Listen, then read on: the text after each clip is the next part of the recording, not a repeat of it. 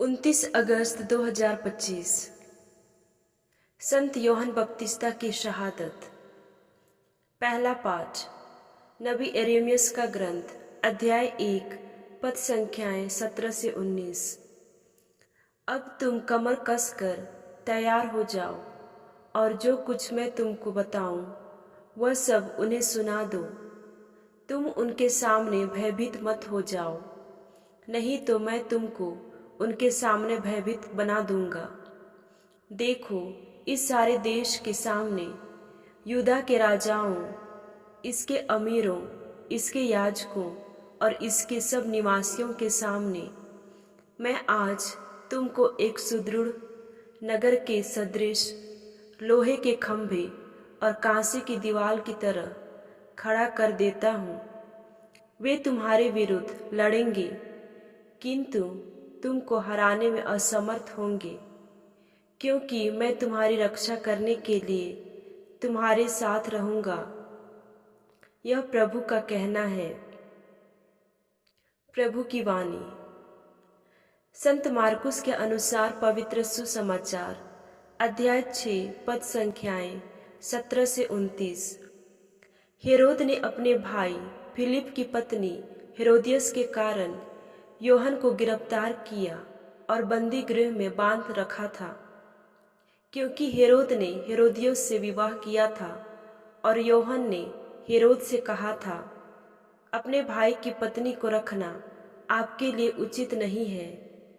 इसी से हेरोदियस योहन से बैर रखती थी और उसे मार डालना चाहती थी, किंतु वह ऐसा नहीं कर पाती थी, क्योंकि हेरोद योहन को धर्मात्मा और संत जानकर उस पर श्रद्धा रखता और उसकी रक्षा करता था।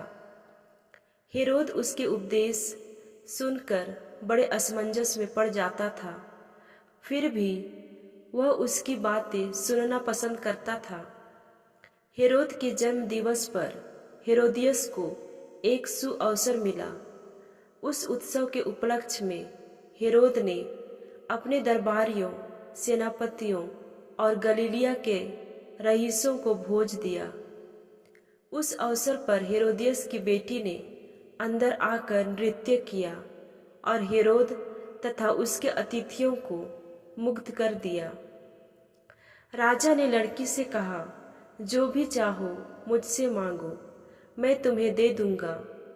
और उसने शपथ खाकर कहा, जो भी मांगो, चाहे मेरा आधा राज्य ही क्यों न हो, मैं तुम्हें दे दूंगा। लड़की ने बाहर जाकर अपनी माँ से पूछा, मैं क्या मांगूं? उसने कहा, योहन बपतिस्ता का सिर। वह तुरंत राजा के पास दौड़ती हुई आई और बोली, मैं चाहती हूँ कि आप मुझे इसी समय थाली में योहन बपतिस्ता का सिर दे दे।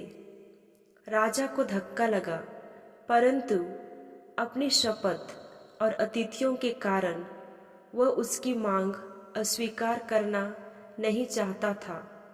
राजा ने तुरंत जल्लाद को भेजकर योहन का सिर ले आने का आदेश दिया। जल्लाद ने जाकर बंदी गृह में उसका सिर काट डाला और उसे थाली में लाकर लड़की को दे दिया, और लड़की ने उसे अपनी माँ को दे दिया।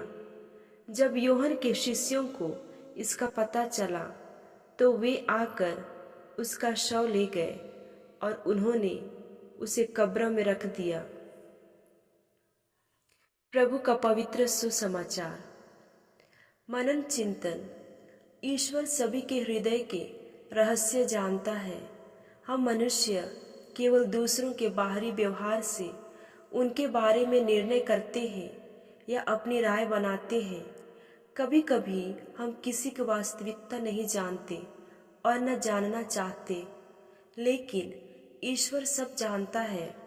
नाकेदार लेवी को सभी बुरा मानते थे और शायद उससे नफरत भी करते थे, लेकिन प्रभु ने उसका हृदय देखा और अंतरतम की पुकार सुनी और उसे अपने शिष्य के रूप में अपनाया। कुछ ऐसा ही हुआ जक्कैयुस के साथ। आज के सुसमाचार में हम हेरोद और योहन बपतिस्ता को देखते हैं। योहन बपतिस्ता प्रभु का अग्रदूत और सत्य का सिपाही था।